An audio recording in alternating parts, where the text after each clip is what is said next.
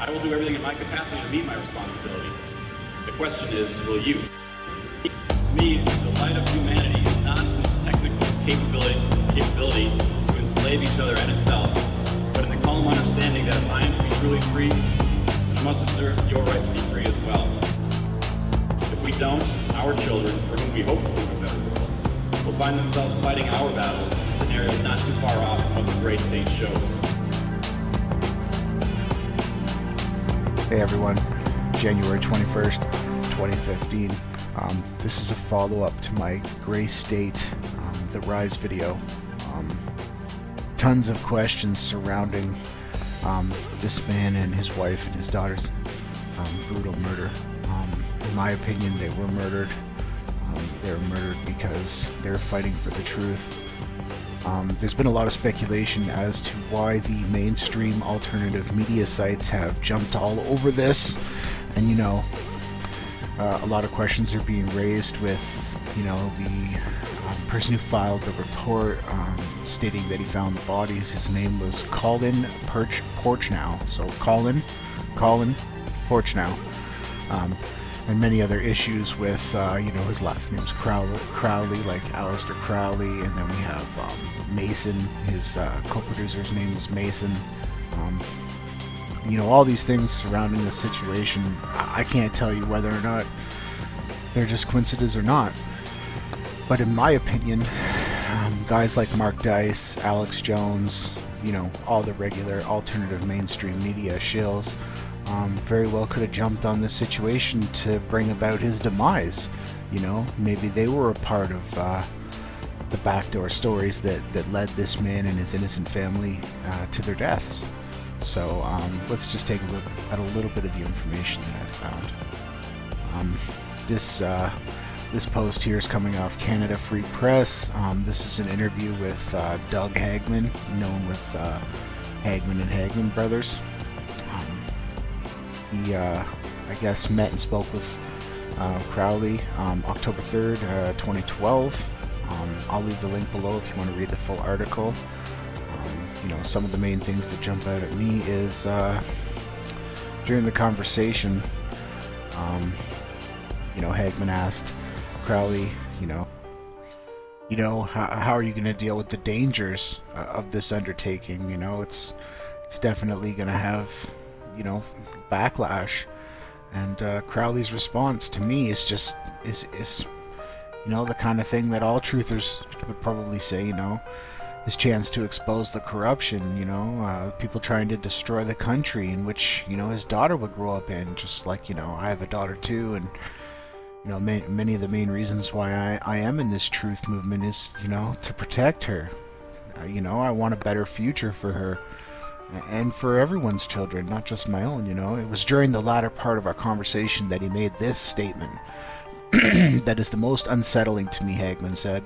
It was 6 months after the death of Andrew Brett Bart, and 5 months before the accident that claimed the life of Michael Hastings. He ominously confided that he had no intentions of committing suicide or otherwise becoming a statistic, as he had so much to live for.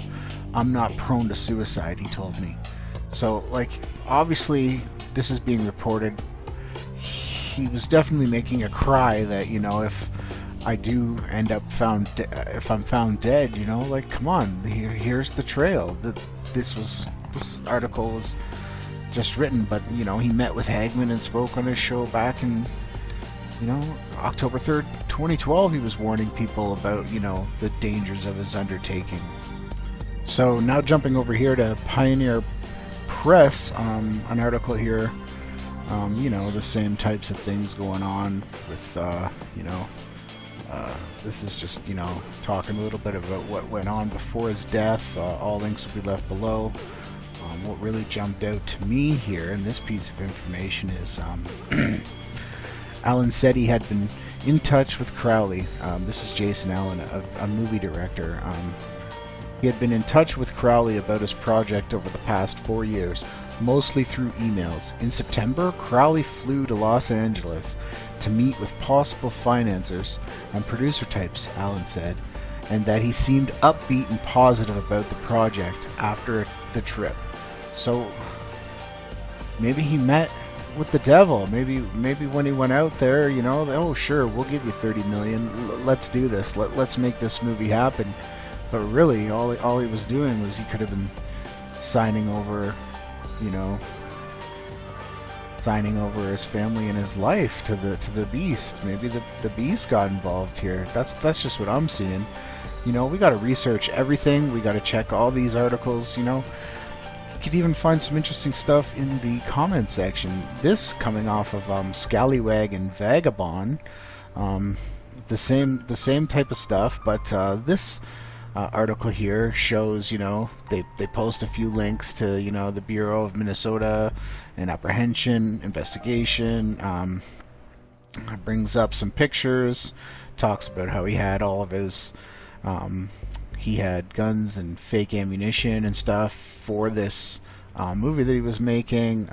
Talks about bullet exchange. I'll show a clip of that after. Confirming, you know, his wife, she was quite healthy and fit. She had her own like, look at this, she had her own dietitian. She was professional. She was a loving, good person. You know, like, these are good people. I don't understand. They just didn't up and decide to commit suicide and kill an innocent, beautiful child. But yeah, going back to the tallywag here, we dropped down. You know, it's showing some pretty cool Instagram pictures, really loving family. You know, it's definitely doesn't seem like anybody would be interested in killing themselves, but we get down here to the bottom, and an interesting comment here pops up from Amy M. Bigler. It says, please stop saying ignorant and rude things. I knew the family, and seeing this stuff just hurts. I can't imagine what their families would think seeing all this filth, despite most likely what happened. David was a good guy, and their family was beautiful and kind. Mental illness is a horrid thing. The best thing to do is just to try and help prevent anything like this from happening again. Wow. This is one big comment here. First off, you knew the family, and you're on this blog site, Tallywag, or whatever, and you're instantly painting mental illness into this, when all the other people testifying to David Crowley's psyche are saying that he was, you know, perfectly kind, controlled, precise, driven, passionate, but yet, you know, you're saying that he was mentally ill. Usually there's signs of that, you know. I'm not going to trust some neighbor saying that he cut his hair short and that he started wearing camouflage, so he's, you know, become crazy. He's wearing camouflage. He's an ex-military vet. Like, you know, like, this stuff, we just got to keep digging, because there's more involved in this story than we're being told. And this man died for the truth.